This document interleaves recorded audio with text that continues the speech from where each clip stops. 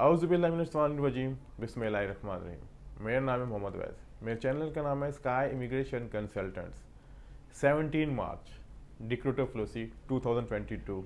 क्या न्यूज़ है इसमें ऐसी, क्या जो मैंने थंबनेल लगाया हुआ है, थंबनेल आपने देख लिया होगा कि इसमें पढ़ लिया होगा, लेकिन मैंने कहा मैं आपको मज़ीद भी इसको मैं आसान लफ्ज़ों में समझा सकूँ कि इसका क्या होने चाह रहा है। जैसा कि आप सबको पता है कि इटली का डिक्रूटर फ्लूसी 2020 में भी आया था, लेकिन अनफॉर्चुनेटली ड्यू टू कोविड उसको प्रॉपर लेके आगे नहीं चल सका था। लेकिन डिक्रूटर फ्लूसी दोबारा इटली ने लॉन्च किया कि सीजनल और नॉन सीजनल वर्क परमिट्स कि जो लोग हमारे कंट्री में आके शेंजन स्टेट में काम करना चाह रहे हैं उनको वेलकम करेंगे।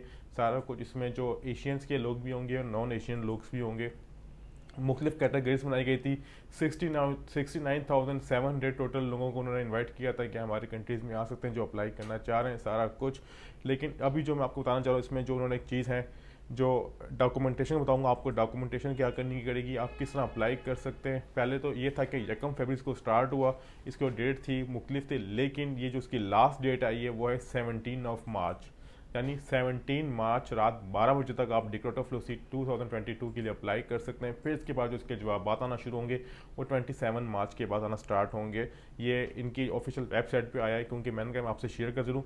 अब मैं बताता हूँ इसकी कैटेगरीज कौन होंगी। जो सबसे पहले चीज़ है इसके एज का, इसका इन्होंने जो एक वेबसाइट पर दिया, इन्होंने एज की कोई लिमिट नहीं दी, लेकिन आप इसके लिए अगर बेहतरीन एज यही है कि अगर आप 18 ईयर से लेकर 50 ईयर्स यानी कि दरमियान है तो बेहतरीन एज है, तो आप इसके लिए अप्लाई कर सकते हैं, इसके एलिजिबल है।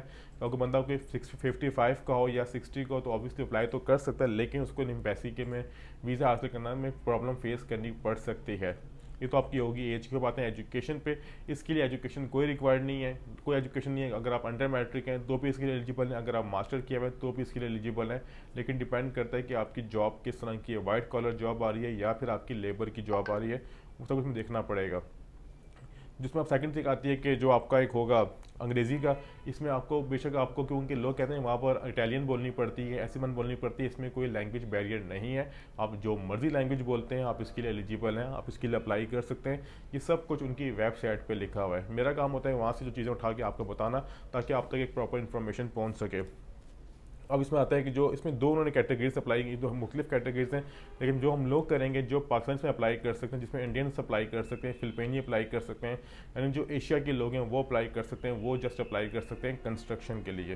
कंस्ट्रक्शन के लिए क्यों अप्लाई कर सकते हैं? क्योंकि ये लेबर फील्ड में आएगा, इसके लिए ना कोई आपको हैवी डॉक्यूमेंट्स रिक्वायर्ड है, ना आपको कोई इस तरह की कोई एजुकेशनल डॉक्यूमेंट्स रिक्वायर्ड है। सारा कुछ आपको स्किप हो जाएगा, आपने जस्ट इसके लिए अप्लाई करना पड़ेगा। लेकिन ज़रूरी है इसके लिए जो अप्लाई करने के लिए, अगर आपका कोई फैमिली मेम्बर वहाँ पर मौजूद है तो वो आपकी इसमें हेल्प कर सकता है। अगर आपका फैमिली मेम्बर नहीं है तो आप किसी कंसल्टेंट से भी इसके लिए हेल्प ले सकते हैं, लेकिन अगर वो आपके लिए जेन्युइन काम करे तो।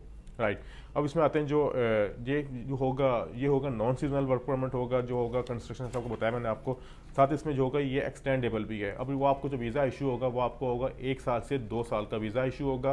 वो डिपेंड करता है कंपनी में वो आपको कितने अर्से का दे रही है, और पर ये एक्सटेंडेबल है। ये ये नॉन सीजनल वर्क परमिट है और ये एक्सटेंडेबल है, बात गौर कर लें। जो कंस्ट्रक्शन का लेबर का है वो नॉन एक्सटेंडेबल है, और ये 1 से 2 साल का वीज़ा स्टार्ट होता है। फिर आता है जो ट्रांसपोर्ट का।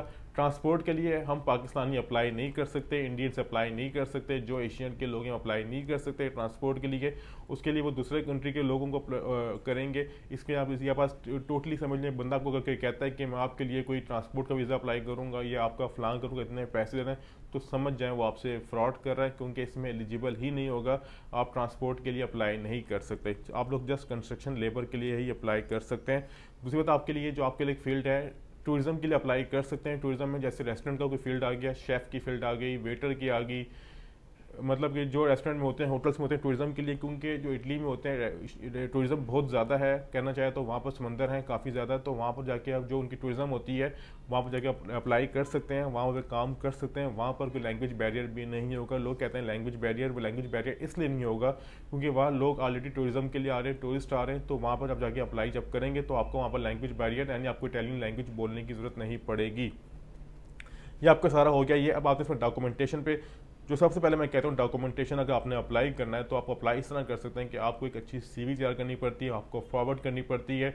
अगर आपके अपने वहाँ लिंक्स हैं डेट्स रियली गुड, अगर आपके अपने लिंक्स नहीं हैं तो आप किसी थ्रू सॉलिटर या रिक्रूटमेंट एजेंसी के थ्रू अप्लाई करते हैं। इटली में जो आपके लिए मेन चीज़ होता है जॉब सर्च करना, जो आपकी जॉब सर्च हो जाती है, जो आपको अगर बंदा रखने के लिए राज़ी हो जाता है तो फिर आपको वो लेटर भिजवाता है। उस लेटर के साथ आपको पासपोर्ट की कॉपी, FRC की copy, police sector certificate, 16 euro की टिकट होती है वो लेनी पड़ती है, जिसे हम लोग पाकिस्तान में जो स्टैंप की कहते हैं, जो स्टैंप की टिकट 16 यूरो की टिकट होती है वो आपको करनी पड़ती है, जिसकी फ़ीस है 16 यूरो। पासपोर्ट की कॉपी, आपको ये सब कुछ सबमिट करना पड़ता है। और दूसरी बात ये, इसकी ऑनलाइन कोई फ़ीस नहीं होती। ये बात नशीन कर लें, अक्सर लोग कहते हैं जी कि डिक्रोटो फ्लूसी की इतनी फ़ीस है, इसकी कोई फ़ीस नहीं है। अगर वो बंदा आपसे कोई फ़ीस मांग रहा है तो वो समझ जाए वो आपसे फेक काम कर रहा है। अगर नॉर्मली आपसे बंदा जो एक एलिजिबल जो आपसे मांग रहा है, मुनासिब पैसे मांग रहा है, तो समझ जाए वो, क्योंकि मैं ये नहीं कहूँगा फेक, वो भी जेन्युइन काम कर रहा है, लेकिन क्योंकि जो बंदा फेक काम करेगा वो आपसे लाखों में पैसे मांगेगा, क्योंकि उसे पता है कि यार मैं इससे जितने कमा सकता हूँ कमा लूँ, इसका काम तो होना ही नहीं है। क्योंकि मैं इसलिए फिर आपको ये होगा, जो जेन्युइन बंदा होगा आपसे जायज़ पैसे मांगेगा, वो आपके लिए केस अप्लाई करवाएगा, आगे फॉरवर्ड करेगा। आगे आपकी लक है, आपका ऑफर लेटर निकलता है या नहीं निकलता है, ये टोटली लक पे, क्योंकि जितनी उनको कोटेशन जो उनका एक उन्हें कोटा दिया हुआ है उस मुताबिक उनको बंदे चाहिए होंगे। ये सारी इन्फॉर्मेशन मैंने वीडियो में इसलिए बताई है ताकि अगर आप इसके लिए समझते हैं कि अप्लाई करना चाह रहे हैं, 17 मार्च इसकी लास्ट डेट है अप्लाई करने की। और दूसरी बात ये कि स्काई इमिग्रेशन कंसल्टेंट्स के पास किसी किस्म के वीज़े नहीं है, ना ही तो हमारा कोई बंदा इटली में बैठा हुआ है जो आपको ऑफर लेटर निकाल के दे देगा।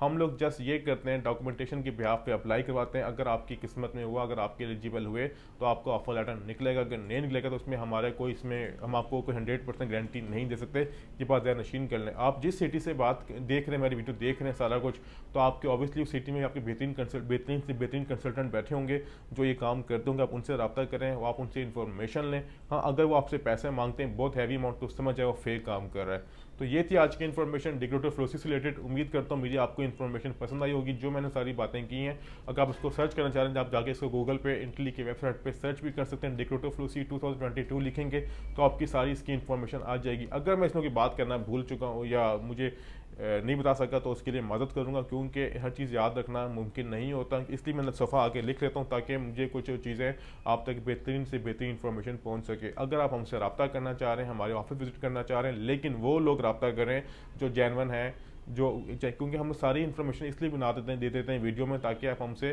ताकि आपका टाइम भी ज़ाया ना, टाइम हमारा भी ज़ाया ना। हम लोग भी ऑफिस में काम कर रहे होते हैं, आप लोग भी बिजी होते हैं, सारा कुछ इसको देख के। बहरहाल टेलीफोन नंबर है 0347 0505 236, 0324 0805 236। मीरपुर ऑफिस का एड्रेस है 2nd floor, office number 86, Mirpur cricket stadium opposite Azad mega mart, Mirpur, Azad Kashmir. Chakswari का ऑफिस का एड्रेस है 2nd floor, sober plaza, main Bazaar, Chakswari, Azad Kashmir, near to government bakery. बहुत शुक्रिया, खुदा हाफिज़।